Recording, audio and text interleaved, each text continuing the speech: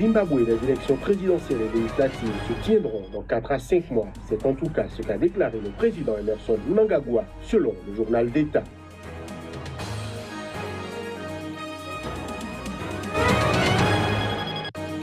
En Éthiopie, l'un des principaux responsables de l'opposition a été libéré de prison ce mercredi, ce dans le cadre d'une amnistie décidée par le gouvernement et qui concerne plus de 500 personnes.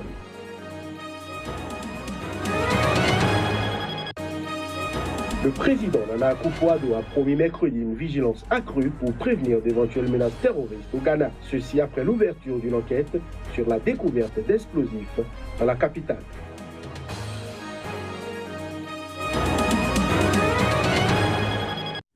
Voilà pour les titres de ce nouveau journal sur Sika. Bienvenue, bonsoir à toutes, bonsoir à tous. Au Zimbabwe, les élections présidentielles et législatives se tiendront dans 4 à 5 mois. L'annonce a été faite par le président Emmerson Mnangagwa. Les détails. Lors d'une visite ce mercredi au Mozambique dans le cadre d'une tournée régionale, le nouveau président zimbabwéen a déclaré, je cite, « Le Zimbabwe va aux élections dans 4 à 5 mois et nous devons prêcher la paix parce que nous savons que c'est bon pour nous et nous n'avons aucun doute que nous aurons des élections pacifiques. » Fin de citation. Reprenant le discours qu'il tient depuis son investiture fin novembre à la tête de l'État, Emmerson Mnangagwa a affirmé qu'ils veilleront à ce que le Zimbabwe organise des élections libres, crédibles, justes et indiscutables afin que le pays puisse être considéré comme un État démocratique. Cependant, les critiques d'Emmerson Mnangagwa, un des fidèles serviteurs du très répressif régime Mugabe, doutent cependant de sa réelle volonté de mener des élections transparentes et pacifiques, rappelant qu'il a été l'un des exécuteurs de la répression ordonnée pendant l'ère Mugabe. Par ailleurs, le nouveau chef de l'État qui a d'ores et déjà été investi, candidat de la ZANU-PF pour la présidentielle de 2018, a succédé fin novembre dernier au président Robert Mugabe, contraint de démissionner sous la pression de l'armée, de la rue et de son parti ZANU-PF après 37 ans au pouvoir. L'un des principaux responsables de l'opposition éthiopienne, Merera Gudina, a été libéré de prison ce mercredi, dans le cadre d'une amnistie décidée par le gouvernement et qui concerne plus de 500 personnes. C'est ce qu'a annoncé la radio-télévision d'État, Fana. Les images. Merera Gudina, président du Congrès fédéraliste Oromo OFC, emprisonné depuis 2016, est le premier opposant de haut rang relâché depuis que le Premier ministre Haile Mariam Desalegn a promis le 3 janvier de libérer un certain nombre d'hommes politiques. Le gouvernement avait annoncé lundi que 528 individus, pour la plupart accusés d'implication dans des violences ethniques à la frontière entre les régions Oromo et Somalie, seraient libérés et que les charges à leur encontre seraient abandonnées. Selon Fana, le média d'État, 115 prisonniers ont ainsi retrouvé la liberté mercredi.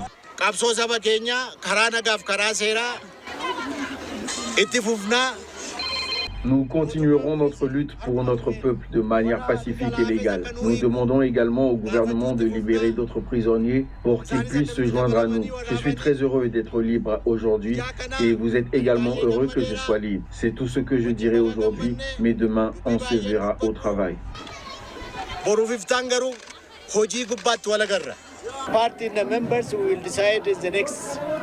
Mon parti et mes députés décideront dans les prochains jours et les prochaines semaines de ce qu'il faut faire et ne pas faire, en particulier comment traiter avec le gouvernement.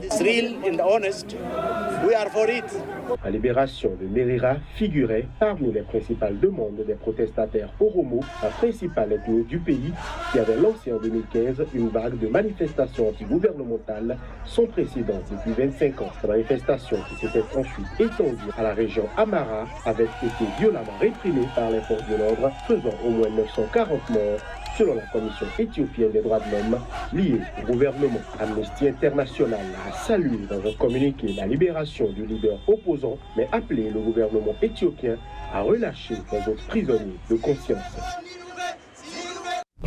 En République démocratique du Congo et après les critiques de l'Église catholique par la voix du cardinal Monsengo en début du mois de janvier, c'est au tour de l'Église protestante d'interpeller les autorités congolaises sur leur gestion du pays. Cela s'est passé ce mardi à la cathédrale du Centenaire à Kinshasa devant de nombreuses personnalités du pouvoir à l'occasion de la messe organisée par le PPRD, le parti présidentiel, pour commémorer le 17e anniversaire de la mort de Laurent Désiré Kabila, le père de l'actuel chef de l'État. Les précisions. Le ton était moins offensif que celui du cardinal Monsengo, mais le constat que dresse le pasteur Ekofo de la situation du Congo n'en est pas moins sévère. Nous avons l'obligation de léguer à nos enfants un pays où l'État existe réellement. Je dis bien réellement, parce que j'ai l'impression que l'État n'existe pas vraiment, dit-il. Nous ne devons pas transmettre un territoire désuni à nos enfants parce que nous-mêmes, nous avons reçu un territoire uni. Ne cédons pas un millimètre de notre pays à qui que ce soit. Absence de justice, d'autorité, de route. Pendant plus de 20 minutes, le pasteur a listé les mots du Congo devant la femme du président Kabila, le Premier ministre, les présidents des deux assemblées et des personnalités de la majorité. Mais pour Henri Mova, secrétaire général du parti présidentiel, l'interpellation du pasteur ne s'adressait pas qu'aux autorités. La conscience de servir le Congo est là, mais plein de gens nous empêchent de faire éclore tout le potentiel qu'il y a au Congo. Regardez toutes les machinations pour empêcher le peuple congolais de s'exprimer en un troisième cycle d'élection générale en instrumentalisant malheureusement l'Église. Les marches, cela donne l'impression que c'est une cause noble que veulent défendre les prélats, mais c'est tout à fait faux, estime-t-il. La veille, au Conseil des ministres, les autorités ont qualifié les marches des laïcs catholiques d'initiatives subversives qui compromettent les intérêts nationaux. Je l'annonçais en titre, le président du Ghana, Nana Akufo-Addo, a promis mercredi une vigilance accrue pour prévenir d'éventuelles menaces terroristes, et ce, après l'ouverture d'une enquête concernant la découverte d'explosifs dans la capitale, Accra. Image et son.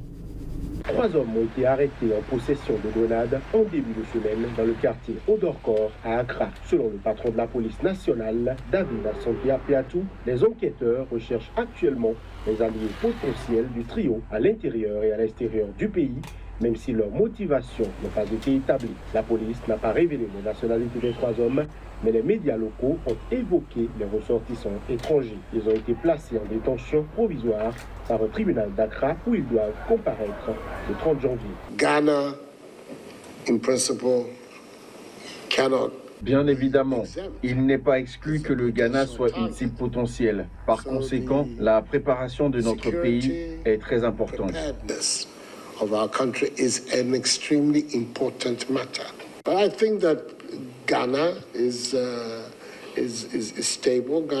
Je pense que le Ghana est un pays stable et sûr, et je vais tout faire pour que cette image et cet état de fait continuent.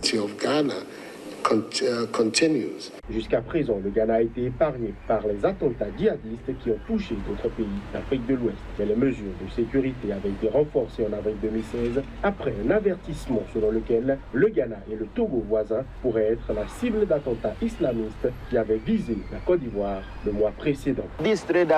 Ces 3 personnes qui ont été arrêtées, nous ne savons pas si elles font partie d'un groupe. Donc je pense qu'il faut que nous soyons vigilants vis-à-vis de nos frontières afin que ce genre de choses n'arrivent plus. Lors des rassemblements, on ne sait pas ce qui pourrait se passer. Nous sommes tous en danger. Il faut que le gouvernement s'occupe de cela sérieusement. Le président ghanéen a également promis que les services de sécurité renforceraient leurs capacités en matière de renseignement tout en s'attaquant aux causes de la radicalisation. Mesdames et messieurs, cette édition se poursuit pour la première fois. Le gouvernement congolais et les ex-rebelles du pôle se sont rencontrés ce mercredi à Brazzaville. Objectif, mettre en application l'accord de cessez-le-feu signé le 23 décembre dernier.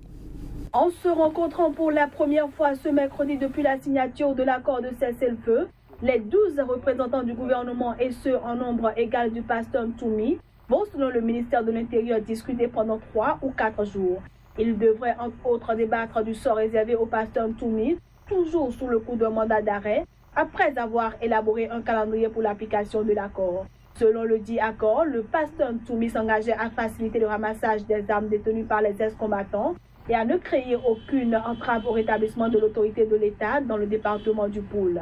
Pour sa part, le gouvernement, lui, s'engageait à garantir le processus de démobilisation, de réinsertion professionnelle, sociale et économique des ex-combattants, et ce, après le ramassage des armes. Il allait aussi garantir la réinstallation des populations dans leur localité d'origine et la libre circulation des personnes, des biens et des services dans le département du Poul. Pour mémoire, les rebelles du Poul, une région fertile au sud de Brazzaville, avaient pris les armes en contestant la réélection du président Denis Sassou Nguesso en avril 2016. Au Nigeria, un porte-parole de la police a déclaré ce mercredi que 2 Américains et 2 Canadiens ont été enlevés. C'était lors de l'embuscade tendue par des hommes armés dans le nord du pays.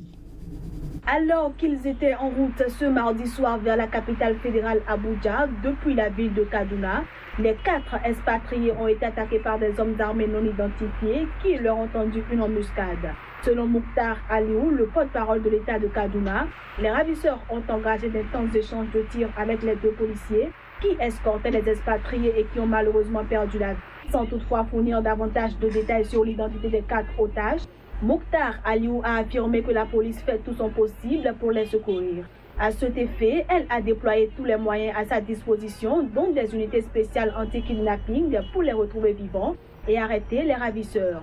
Il faut dire que les enlèvements pour rançon sont très fréquents au Nigeria, où des personnalités fortunées et leurs familles sont généralement ciblées par des gangs criminels. Les victimes sont souvent libérées après quelques jours, une fois le versement de la somme effectué.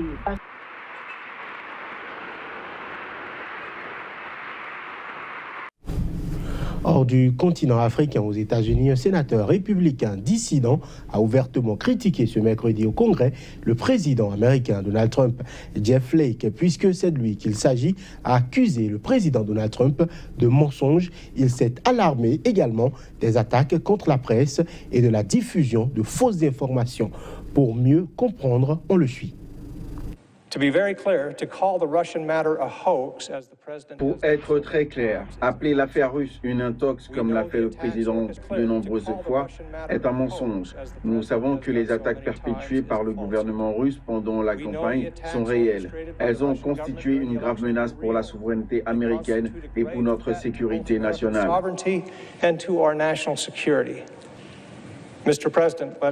Monsieur le Président, soyons clairs, les impulsions sous-jacentes à la diffusion de tels mensonges ne sont pas bénignes. Elles ont pour effet d'éroder la confiance dans nos institutions vitales et conditionnent le public à ne plus leur faire confiance. L'effet destructeur de ce genre de comportement sur notre démocratie ne peut pas être surestimé.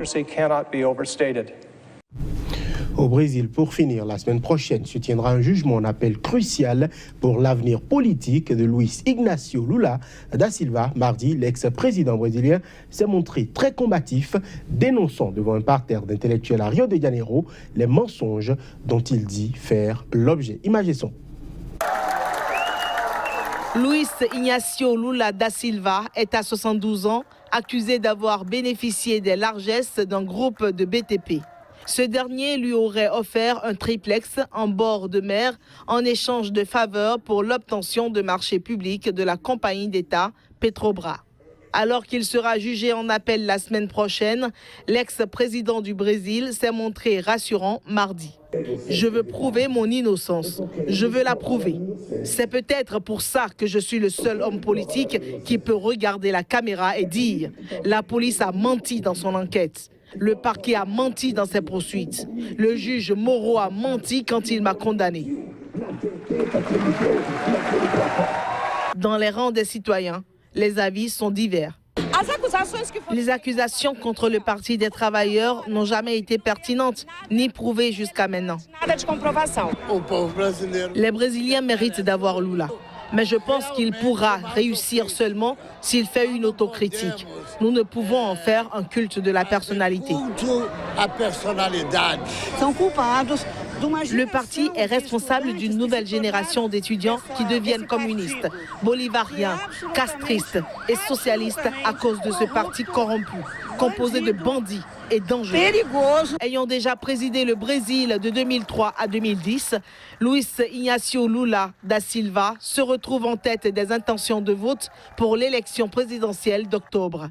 Il a été condamné en juillet à 9 ans et 6 mois de prison par le juge anticorruption Sérgio Moro. Il a été laissé en liberté en attendant son jugement en appel prévu le 24 janvier à Porto Alegre. Il pourra aussi bien être relaxé, incarcéré ou être autorisé à faire campagne et redevenir chef d'État. Voilà qui met un terme à cette édition. Merci de nous avoir suivis. À très bientôt sur SICAP.